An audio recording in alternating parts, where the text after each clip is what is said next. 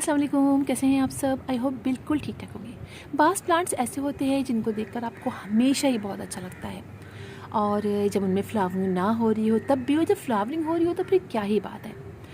ये प्लांट है मेरा गोल्डन हेज प्लांट, जिसको चाइनीज़ वायलेट प्लांट भी कहते हैं, और इस पर मैंने 1 महीने पहले वीडियो बनाई थी। और उसके बाद से आप देखिए इसमें कांस्टेंट यानी मुसलसल इसके अंदर कंटिन्यूस फ्लावरिंग हो रही है और इतना अच्छा लग रहा है। और आज मैंने सोचा कि मैं एक दफ़ा दोबारा आपको बताऊं कि बहुत सारे लोग ऐसे क्वेश्चन पूछते हैं कि मैम बताइए कौन सा ऐसा प्लांट है जो बहुत खूबसूरत आपके गार्डन कर दें, हम बैल्कनी में लगाना चाहते हैं, रूफ टॉप पे लगाना चाहते हैं।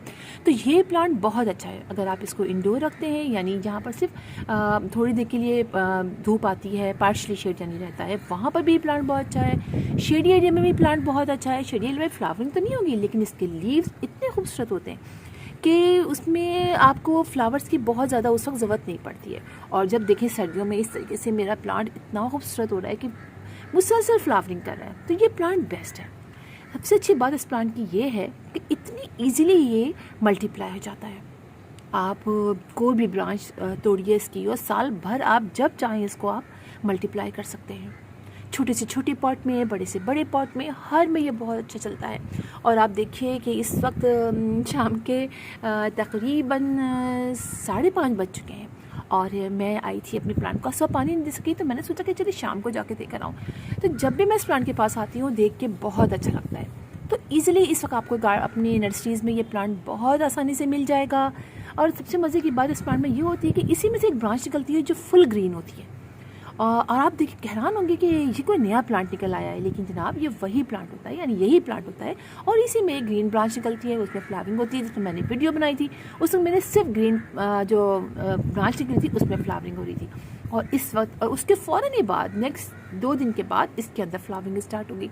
और अब देखिए कोई आसान नहीं है इसमें फ्लावर कम होने के, इसलिए कि मुसलसल कलियाँ बनती चली जा रही हैं और फ्लावरिंग होती चली जा रही है। तो ये प्लांट बहुत बेस्ट प्लांट है। फर्टिलाइज़र भी ज़्यादा डिमांड नहीं करता है। मंथ में एक दफ़ा आप इसको फर्टिलाइज़र लिक्विड दे दीजिए और पानी आप कम दीजिए तो भी नहीं कोई ऐसा आपसे ये मतलब कोई इसको इशू रहेगा, इसलिए कि कम पानी में भी चल जाता है। और अगर ज़्यादा पानी देते हैं तो उसमें भी ये अच्छी तरीके से सर्वाइव कर लेता है। हाँ, सिर्फ मिट्टी आपने अच्छी और वेल ड्रेन बनानी है।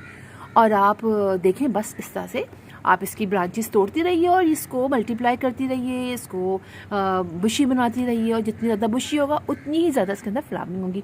तो आप इतनी सारी इसकी ब्रांचेस कटी हुई तोड़ी हुई देख रहे हैं, वो सारी मैंने मल्टीप्लाई कर ली हैं और मेरे मुख्तलिफ पॉट्स के अंदर ये इसकी कटिंग लग चुकी है। और कुछ दिनों बाद आप देखेंगे मेरे गार्डन में इसके कितने सारे प्लांट होंगे और हैंगिंग बास्केट्स में भी आप बहुत खूबसूरत लगता है। और कोई इंसेक्ट वगैरह का अटैक इसके ऊपर नहीं होता है, मैंने तब तक नहीं देखा है। अगर वैसे तो हम ही सब प्लांट के अंदर अपना इंसेक्टिसाइड का स्प्रे करते हैं, तो आप इसके अंदर भी कर दीजिए। सो ज़रूर ट्राई कीजिए इस दफ़ा इस प्लांट को, आप ख़ुद भी खुश हो जाएंगे लगा के, इसलिए कि बहुत ही प्यारा प्लांट है। तो फिर इंशाल्लाह आप लोगों से मुलाकात होगी किसी और वीडियो में किसी और टॉपिक के साथ। तब तक के लिए अल्लाह हाफिज़।